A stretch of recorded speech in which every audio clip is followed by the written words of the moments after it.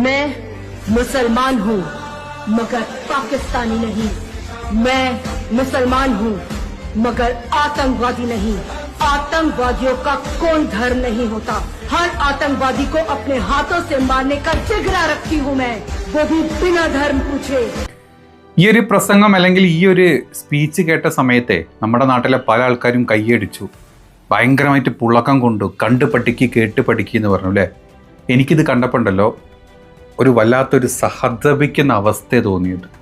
നിങ്ങളൊന്ന് ആലോചിച്ച് നോക്ക്, നമ്മുടെ ഒരു ഇന്ത്യൻ നമ്മുടെ നാട്ടിൽ പൂർവികരായിട്ട് ജനിച്ച് നമ്മുടെ നാട്ടിൽ വളർന്ന് നമ്മുടെ നാടിന് വേണ്ടി ജോലി ചെയ്ത് നമ്മുടെ നാട്ടിൽ മരിച്ച് നമ്മുടെ അടുത്ത ജനറേഷനും ഇതേ നാട്ടിൽ ജീവിക്കാൻ വേണ്ടിയിട്ട് കാര്യങ്ങൾ ചെയ്യുന്ന ഈ കൂട്ടര്, ഈ മുസ്ലിം എന്ന് പറഞ്ഞിട്ടുള്ള ആ ഒരു പ്രത്യേക വിഭാഗത്തിന് മറ്റേതെങ്കിലും ഒരു രാജ്യത്തെ ആളുകൾ വന്നിട്ട് ഈ ഒരു ഇസ്ലാമിൻ്റെ പേരും പറഞ്ഞിട്ട്, അതായത് കപട ഇസ്ലാമിൻ്റെ പേരും പറഞ്ഞ് നമ്മുടെ നാട്ടിൽ ഇത്രത്തോളം പ്രശ്നങ്ങൾ ഉണ്ടാക്കുന്ന സമയത്ത് നമ്മളെ നമ്മളെ രക്ഷിക്കുക, അല്ലെങ്കിൽ സ്വയം നമ്മൾ അങ്ങനെയല്ലടാ, ഞങ്ങൾ അങ്ങനെയല്ല, ഞങ്ങൾ മുസ്ലിമാണ്, ഞാനൊരു മുസ്ലിമാണ്, ഞാൻ പാകിസ്ഥാനിയല്ല, ഞാനൊരു മുസ്ലിമാണ്, ഞാനൊരു തീവ്രവാദിയല്ല എന്ന് നമ്മുടെ നാട്ടിലെ ഭൂരിപക്ഷ ആൾക്കാരുടെ മുമ്പിൽ ഇങ്ങനെ വന്ന് പറയേണ്ടി വരുന്ന ഒരു നിസ്സഹായാവസ്ഥ ഉണ്ടല്ലോ, അത് അവിടെയാണ് എനിക്ക് സഹതാപം തോന്നിയത്.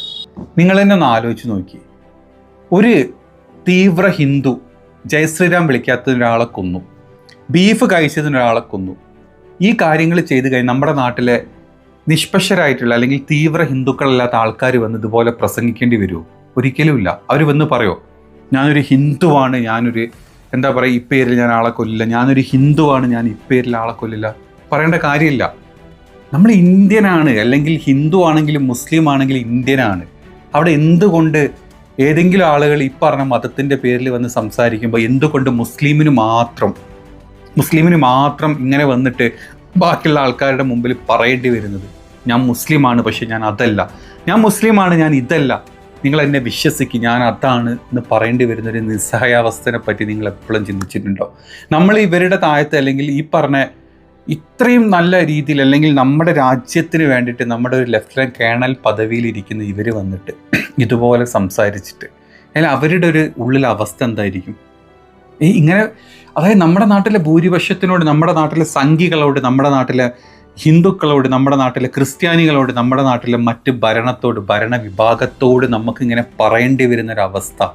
ഞാൻ മുസ്ലിമാണ് എങ്കിലും ഞാൻ അതല്ല കേട്ടോ, ഞാൻ മുസ്ലിമാണ്, ഞാൻ പാകിസ്ഥാനി അല്ല കേട്ടോ, ഞാൻ മുസ്ലിമാണ്, ഞാൻ തീവ്രവാദി അല്ല കേട്ടോ, എന്നെ നിങ്ങളൊന്ന് വിശ്വസിക്കുക, അല്ലെങ്കിൽ ഞാൻ പാകിസ്ഥാനി അല്ലെങ്കിൽ തീവ്രവാദികളെ ഇല്ലാണ്ടാക്കാൻ വേണ്ടിയിട്ട് ഞാൻ എന്തും ചെയ്യും എന്ന് പറയേണ്ടി വരുന്ന അവസ്ഥ ഏറ്റവും വൃത്തികെട്ട, ഏറ്റവും മോശപ്പെട്ട, ഏറ്റവും സഹതപിക്കേണ്ട അവസ്ഥയാണത്.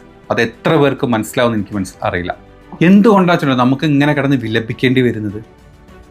എന്തുകൊണ്ടാണ് നിങ്ങൾ എപ്പോഴും ചിന്തിച്ചിട്ടുണ്ട്? നമ്മുടെ നാടുണ്ടല്ലോ, നമ്മുടെ നാട് ഭരിക്കുന്ന പാർട്ടി, നമ്മുടെ നാട് ഭരിക്കുന്ന ഭരണ തലവന്മാർ, നമ്മുടെ നാട് ഭരിക്കുന്ന പാർട്ടിയുടെ പോഷക പാർട്ടികൾ, അത് നിങ്ങൾ ഏത് പാർട്ടി വേണമെങ്കിലും എടുത്തു, ഈ പാർട്ടികളുടെയൊക്കെ മുമ്പിൽ ഈ മുസ്ലിം എന്ന് പറഞ്ഞിട്ടുള്ള, ഇസ്ലാം എന്ന് പറഞ്ഞിട്ടുള്ള ആ ഒരു മതവിഭാഗം ഉണ്ടല്ലോ, അവരെ കണ്ടിട്ടുള്ളത് അല്ലെങ്കിൽ അവരെ ഇങ്ങനെ മോണിറ്റർ ചെയ്ത് വെച്ചിട്ടുള്ളത് അല്ലെങ്കിൽ അവരെ ഇങ്ങനെ ഫോക്കസ് ചെയ്ത് വെച്ചിട്ടുള്ള അങ്ങനെയാണ്.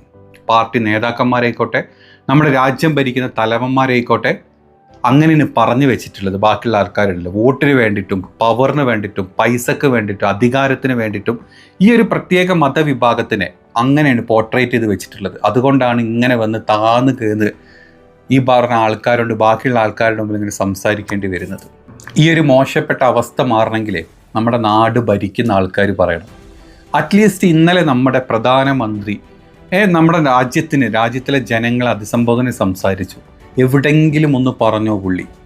അതായത് പാകിസ്ഥാനി തീവ്രവാദികൾ നമ്മുടെ നാട്ടിൽ വന്ന് ഒരു മതത്തിൻ്റെ പേരും പറഞ്ഞ ആളുകളെ കൊന്നുപോയി നമ്മുടെ നാടിനെ വിഭജിക്കാൻ, നമ്മുടെ നാട്ടിലെ രണ്ട് വിഭാഗങ്ങളെ ഇല്ലാണ്ടാക്കാൻ, അവരെ തമ്മിൽ അടുപ്പിക്കാൻ ശ്രമിച്ചു. പക്ഷെ നമ്മൾ അതിനെ ചെറുത്തു നിന്നു, അല്ലെങ്കിൽ ഈ രണ്ട് വിഭാഗത്തിലെ ആൾക്കാരത് മനസ്സിലാക്കി ചെറുത്തു നിന്ന് അതാണ് നമ്മുടെ രാജ്യത്തിൻ്റെ വിജയം എന്ന് എവിടെയെങ്കിലും നമ്മുടെ പ്രധാനമന്ത്രി ഇന്നലെ പറഞ്ഞു? ഇല്ല, എവിടെയും പ്രധാനമന്ത്രി പറഞ്ഞിട്ടില്ല.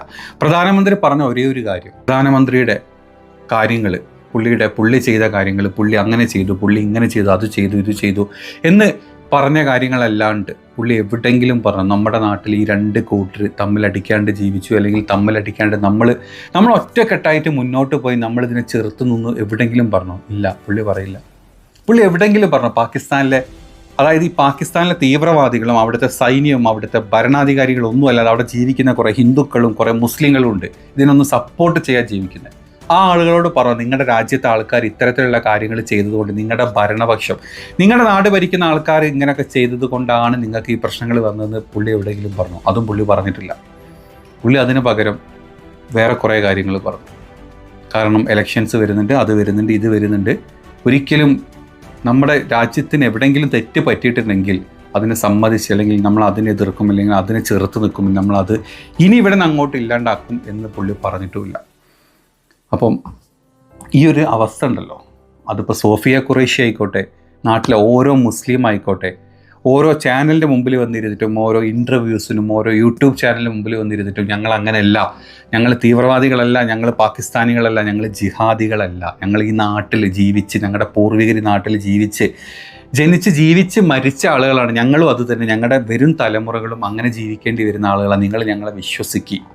മുസ്ലിം ആണെന്നും പറഞ്ഞ് ഞങ്ങളോട് ഇത് പറയല്ലേ ചെയ്യല്ലേ എന്ന് പറയേണ്ടി വരുന്ന ഒരു നിസ്സഹായാവസ്ഥ ഉണ്ടല്ലോ, അത് എത്ര നമ്മുടെ നാട്ടിലെ ആൾക്കാർക്ക് മനസ്സിലാവൂലേ? ഇല്ല, നമ്മൾ എന്ത് പറഞ്ഞാൽ നമ്മൾ ജിഹാദിയാണ്, നമ്മൾ പാകിസ്ഥാനിയാണ്, നമ്മൾ രാജ്യദ്രോഹികളാണ്, അങ്ങനെ പറയുള്ളൂ. ആ അവസ്ഥയിൽ നമ്മുടെ രാജ്യത്തിന് കഴിഞ്ഞ 10-11 കൊല്ലം കൊണ്ട് പോർട്രേറ്റ് ചെയ്തില്ലെങ്കിൽ നാം അങ്ങനെ എടുത്തു വെച്ചിട്ടുണ്ട് നമ്മുടെ രാജ്യത്തിന്. മുസ്ലിം എന്ന് പറഞ്ഞു കഴിഞ്ഞാൽ ആ രീതിയിൽ ചിന്തിക്കണം.